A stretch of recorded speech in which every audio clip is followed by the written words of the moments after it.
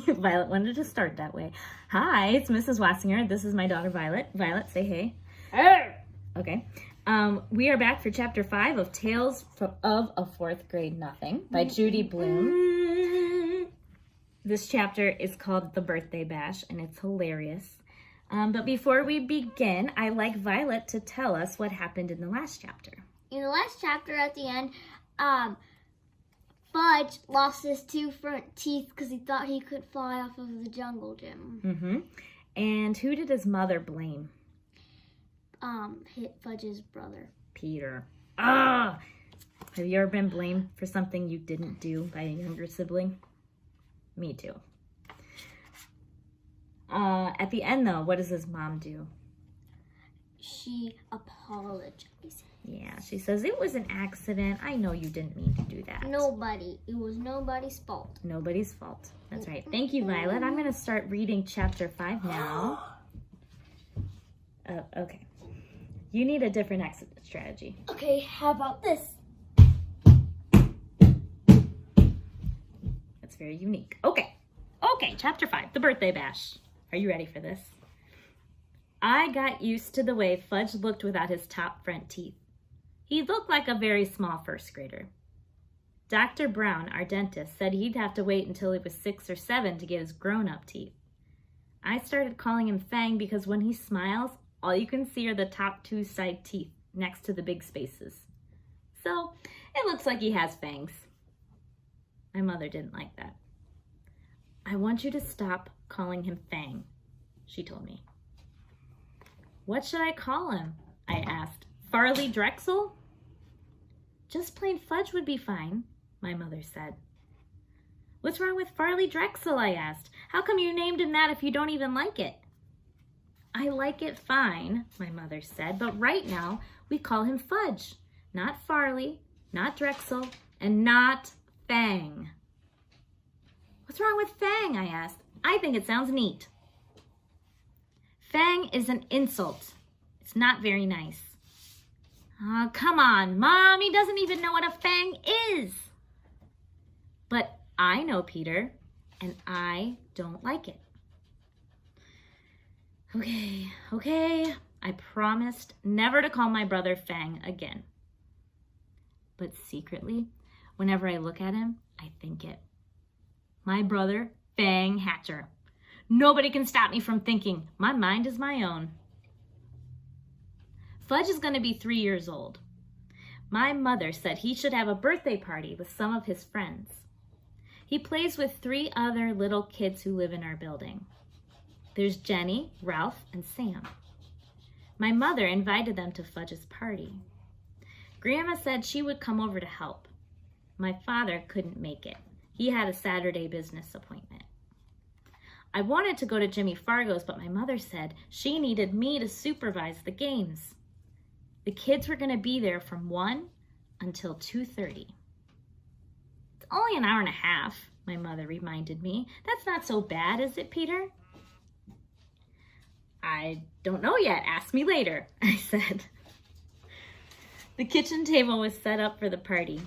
The cloth and napkins and paper plates and cups all matched, and they had pictures of Superman on them.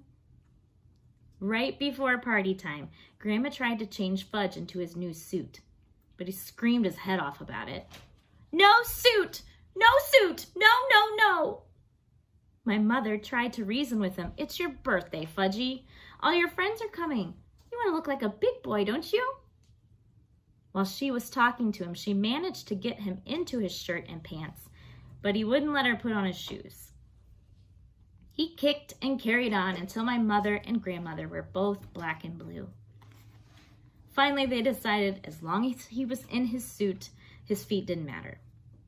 So, he wore his old bedroom slippers. Ralph arrived first. He's really fat, and he isn't even 4 years old. He doesn't say much either. He grunts and grabs a lot, though.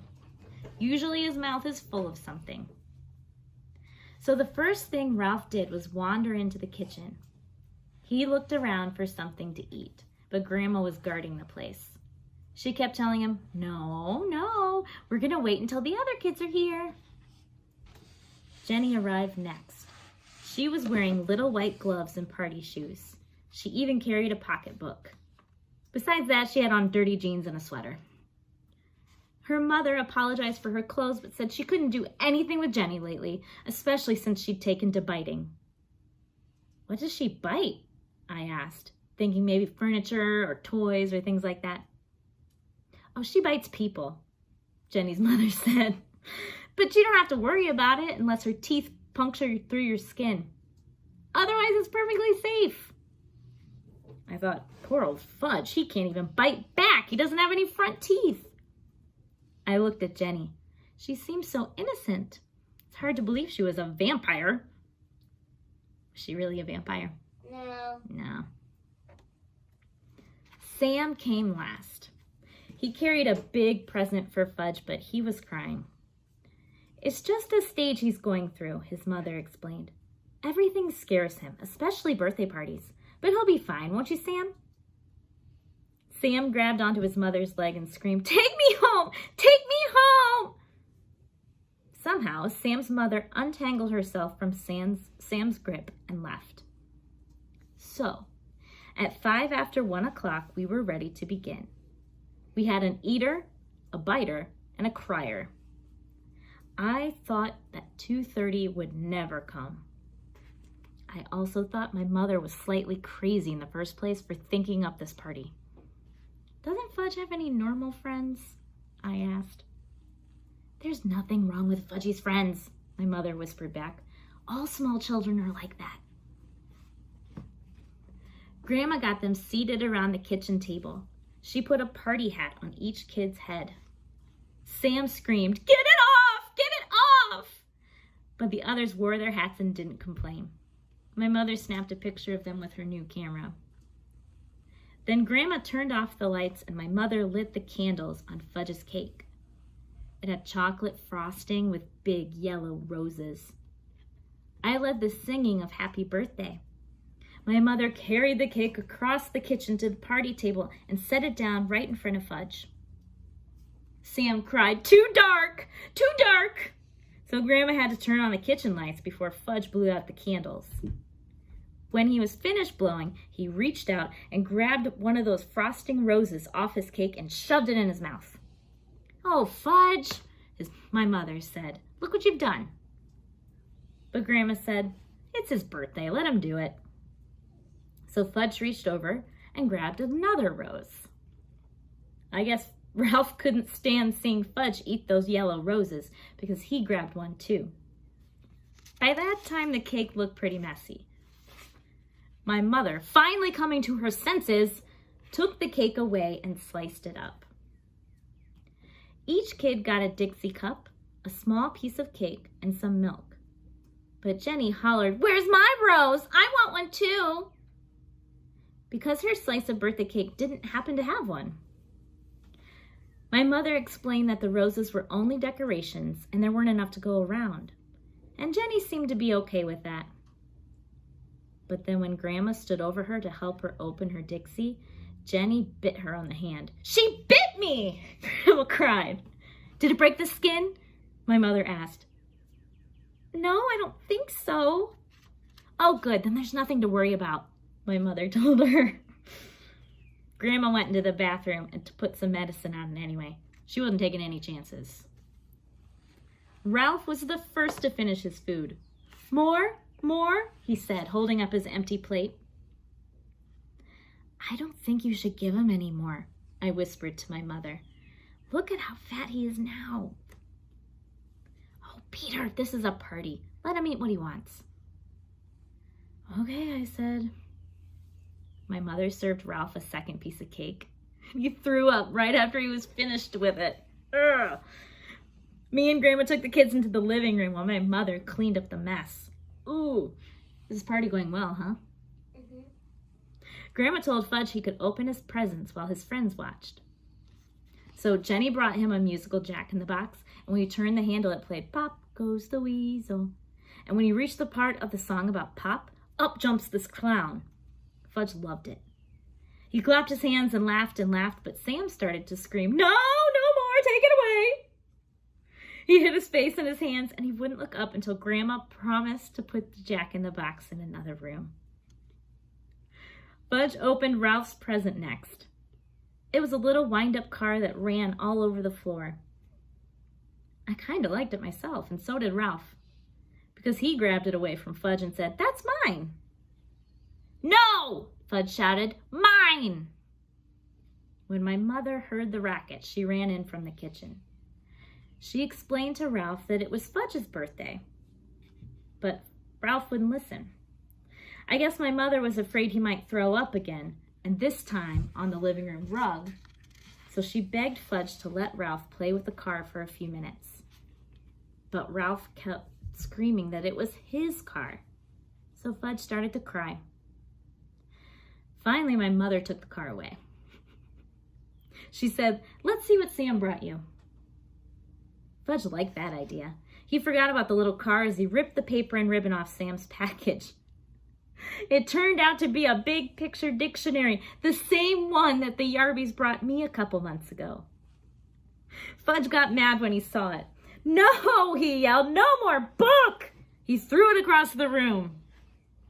"Fudge, that's terrible," my mother said. "We don't do that to books." "That's right, we don't do that to books." "No book!" Fudge cried. Sam said, "He doesn't like it. He doesn't like my gift. I want to go home. I want to go home." Grandma tried to comfort Sam while my mother picked up the book. She gathered the wrapping paper and ribbons and cards. Fudge didn't even look at any of his birthday cards. I mean, he can't read, so I guess what's the difference? "Peter," my mother said, "we got to start these games quick." I checked the time. I hoped the party was almost over, but it was only 1:30. How are we going to make it until 2:30? I went into my room where I had blown up a lot of balloons. My mother had the party book, and it says 3-year-olds like to dance around with balloons. When I got back to the living room, Mom started the music, and I handed each kid a balloon. But they just stood there looking at me. I thought, either the guy who wrote that party book is crazy, or I am. "Show them how, Peter," my mother said. "Take a balloon and demonstrate."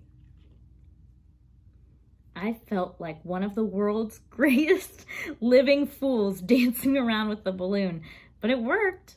As soon as the little kids saw me doing it, they started dancing too. And the more they danced, the more they liked it. Until Jenny's balloon popped. That nearly scared Sam right out of his mind. He started yelling and crying. Fortunately, I had blown up 24 balloons. I was hoping they'd dance around for the rest of the afternoon. Fudge got the idea of jumping up and down on the furniture, and the others liked that too. So instead of dancing with the balloons, that's what they did. And soon they were running from room to room, yelling and laughing and having a great time. Then the doorbell rang. Ruh-roh. It was Mrs. Rudder. She lives in the apartment right below us. She wanted to know what was going on. She said it sounded like her ceiling was about to crash in on her any second. My mother explained that Fudge was having a little birthday party, and wouldn't she like to stay for a piece of cake? Sometimes my mom is really clever. So Grandma entertained Mrs. Rudder in the kitchen while Fudge and his buddies jumped up and down on his new bed. It was delivered this morning. Fudge hasn't even slept in it yet. So naturally, when my mother found out about it, she was mad. "Stop it right now," she said. "New bed, big boy bed," Fudge told her. Was he proud? "You won't have a new big boy bed for long if you don't stop jumping on it," my mother told him. "I know, let's all sit on the floor and hear a nice story." My mother selected a picture book from Fudge's bookshelf. I already know that one," Jenny said. "All right," my mother said. "How about this one?" And she held up another book. "I heard that one too," Jenny said. I think my mother was starting to lose her patience. But she chose a third book and said, "We'll all enjoy this book even if we know it by heart. And if we do know it by heart, well, we can all read it together." And that's just what Jenny did. When my mother skipped a page by mistake, Jenny was right there to remind her. If you ask me, I think my mother was ready to bite Jenny this time. When the story was over, it was 2 o'clock, and Ralph was sound asleep on the floor. My mother told me to put him up on Fudge's new bed while she took the rest of the kids back to the living room. I tried, but I could not lift Ralph. He must weigh a ton. So I left him sleeping on Fudge's floor and closed the door so he wouldn't hear any noise. On my way back to the living room, I hoped the others would fall asleep too. Peter, my mother suggested, why don't you show them Dribble? Who's Dribble? The turtle. Peter's turtle. Mom, Dribble's my pet. You don't go around using a pet to entertain a bunch of little kids. Didn't my mother know that? Please, Peter, my mother said. We've still got half an hour left, and I don't know what to do with them anymore. Dribble, dribble, dribble, Fudge hollered. I guess Sam and Jenny liked the way that sounded because then they shouted, dribble, dribble, dribble, even though they didn't know what they were talking about. All right, I said, I'll show you Dribble, but you have to promise to be really quiet. You mustn't make a sound. You might scare him. They all said okay. My mother went into the kitchen to talk to Grandma and Mrs. Redder. I went into my room and came back carrying Dribble in his bowl. I put my finger over my lips to remind them, shh, and it worked. At first, nobody said a word. I put Dribble down on the table. Fudge and Sam and Jenny stood over his bowl. Oh, turtle, Jenny said. Yep, Dribble's a turtle. He's my turtle. See, Fudge whispered. They can all see, I told Fudge. Nice turtle, Sam said, and I wondered why he wasn't afraid this time. What does Dribble do? Jenny asked. Do? He doesn't do anything special. He's a turtle. He does turtle things. Like what? Jenny asked. What was with this kid anyway? Well, I said he swims around a little and he sleeps on his rock and he eats. Does he make? Jenny asked. Make? I said. Yeah. Does he make a tinkle? Oh, that, well, I guess so. Jenny laughed. So did Sam and Fudgy. I make tinkles too. Want to see? Jenny asked. No, I said. See, Fudgy laughed, pointing at Jenny. Jenny had a big smile on her face, and next thing I know, there was a puddle on the rug. Mom, I hollered, come quick. My mother dashed in from the kitchen. What, Peter, what's the matter? Look what Jenny just did, I said. What's that? My mother asked, eyeing the puddle. She made on the floor, I said, and on purpose. Oh, Jenny, you didn't, my mother cried. Did too, Jenny said. That was very naughty. You come with me, my mother told her. She scooped up Jenny and carried her into the bathroom. After that, Mom mopped up the puddle. Finally, the doorbell rang. It was 2:30. The party was over. I could hardly believe it. I was beginning to think that it would never end. First, Ralph's mother came. She had to wake him up to get him out of the apartment. I guess even she couldn't carry him. Next, Jenny's mother came. Mom gave her Jenny's wet pants in a baggie. That was all she had to do. Jenny's mother was plenty embarrassed. Sam's mother came last, but now he didn't want to go home. Now that he was used to us, I guess he liked us. He cried, "More party! More!" Another time, his mother said, dragging him out of our apartment. My mother flopped down in a chair. Grandma brought her 2 aspirins and a glass of water. Here, dear, maybe these will help with your headache. My mother swallowed the pills and held her head. 3 is kind of young for a party, I told my mother. Peter Warren Hatcher, my mother said. Yes, I asked.